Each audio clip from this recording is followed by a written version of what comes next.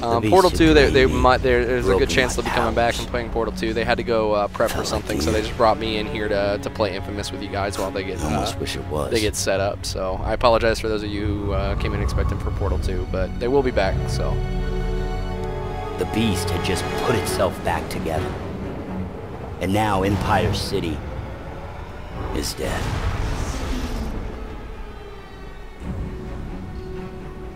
Our ship ran for it, fleeing south to New Marais. People kept their distance, whether from respect or fear. I don't know. Either way, I was alone.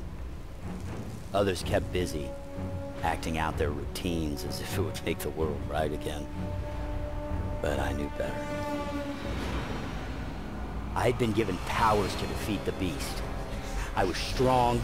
I was ready. Should you watch the playthrough if you're gonna go buy it? You know, I think that's personally up to you. That needed to change. I think that the next day it's really interesting to watch. I mean, you're gonna get more out of this than you would out of watching, you know, a trailer or something. You're really gonna get to see the way the game plays. So that's really the benefit to watching the playthrough. I wouldn't, if I was you, I wouldn't watch the entire playthrough before playing the game. I very much enjoy experiencing the game and learning as I play it. So you know, maybe take this time and use it to really see and understand how the game works. So maybe you can have a little bit of a handle on it when you go out and get it. That way you just kind of know how to get in and get involved. But that way it's not all spoiled for you. They push you further than you've ever thought possible and force you to make choices, no matter what the cost. What I think of the game thus far, I think it's amazing. I really do. I'm a big fan of Infamous 1, and I like all of the improvements. The one thing I found is I don't feel as much as I latch on to you know, buildings and structures like you did in the first one, which is a great thing. It's killed me many times because I'm expecting to land on a pole and then I just walk right off it. But I mean, it feels much more real. It feels much more parkour with risks involved instead of literally just being able to jump and land on something and not have to worry about over jumping or walking off it. What's up? Militia blockade. If we get any closer in there, I can put my PSN. Let's see here. I guess it's time I go introduce myself. Wait up, man. Here she is. And you're sure it's ready? I hope so. Give her a try. For those of you who are interested, my PSN is up on the screen now. What is that thing? I call it the amp. Good work, Zeke. Halo 4. I'm so indifferent about Halo 4, and I know I'm gonna get flamed for it. But honestly, like I was.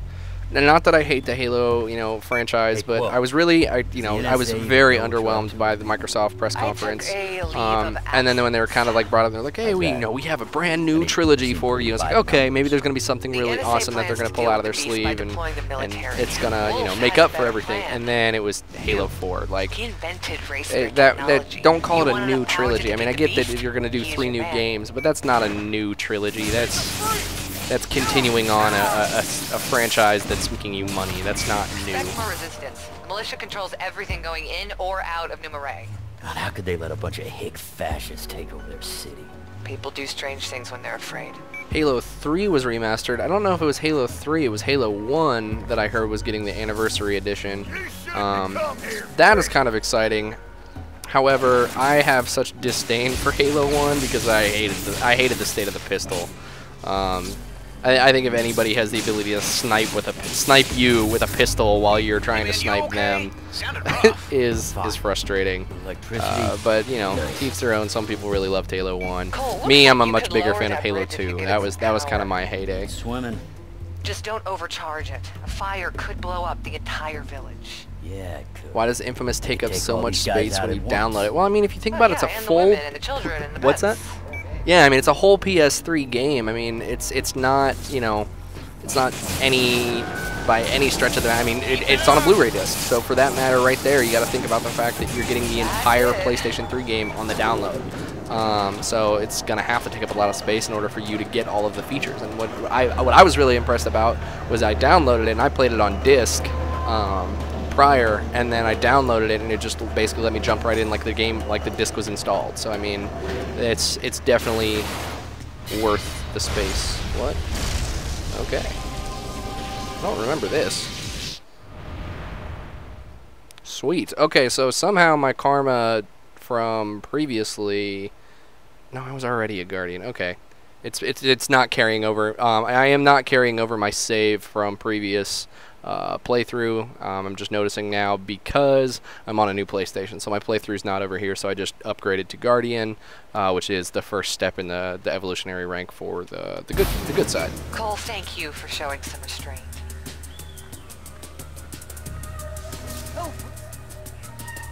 You know, healing these folks will help win them over.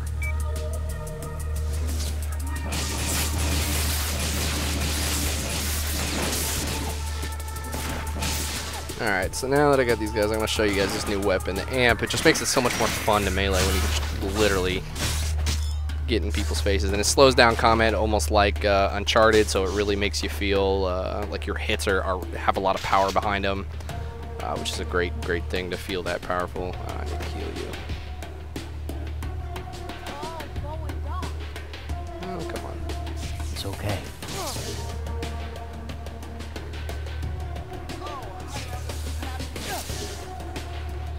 You'll be okay.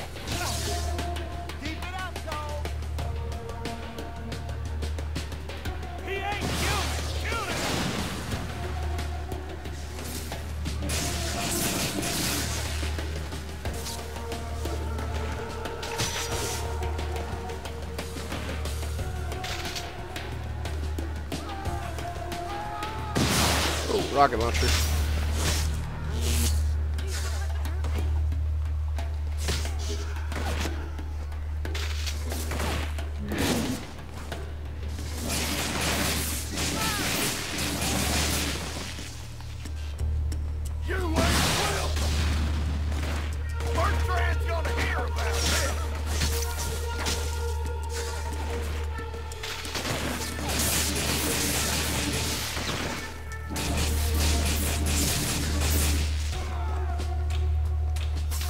May I know what my opinion is on Bulletstorm? Well, you may ask what my opinion is, however, I have not played Bulletstorm, so I cannot respond. Wes, have you played Bulletstorm?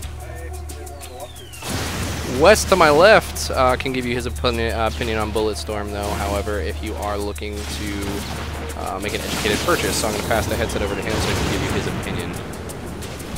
Oh, okay. Well, that's sweet. I can keep my headset on. Motor's out of commission, but I bet there's more militia hiding out up ahead. Okay, let us know when it's clear. Yeah. Well, yeah. So, Bulletstorm, it was a lot of fun. Definitely a lot of fun, especially with the co-op mode.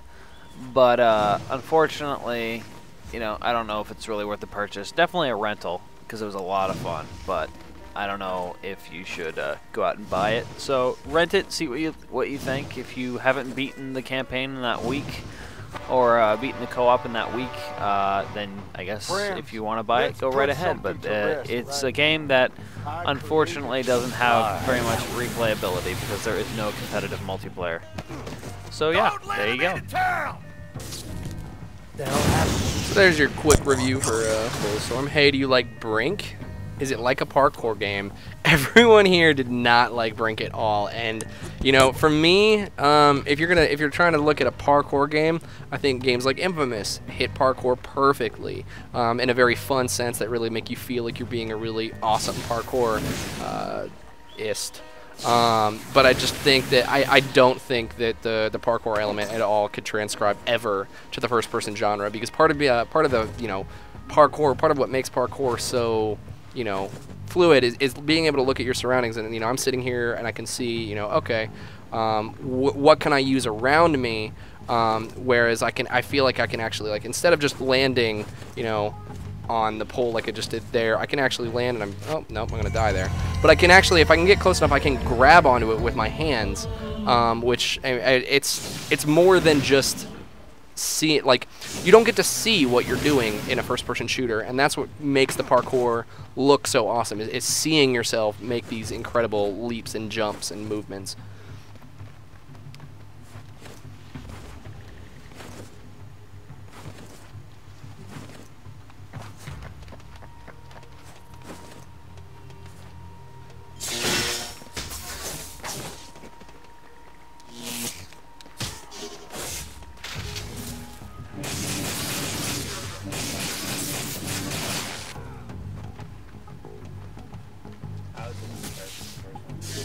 So far, I love it. I love it more. I like because right when you started to become a real badass, you stopped playing the game. Like the game was over. So and I stopped paying attention completely.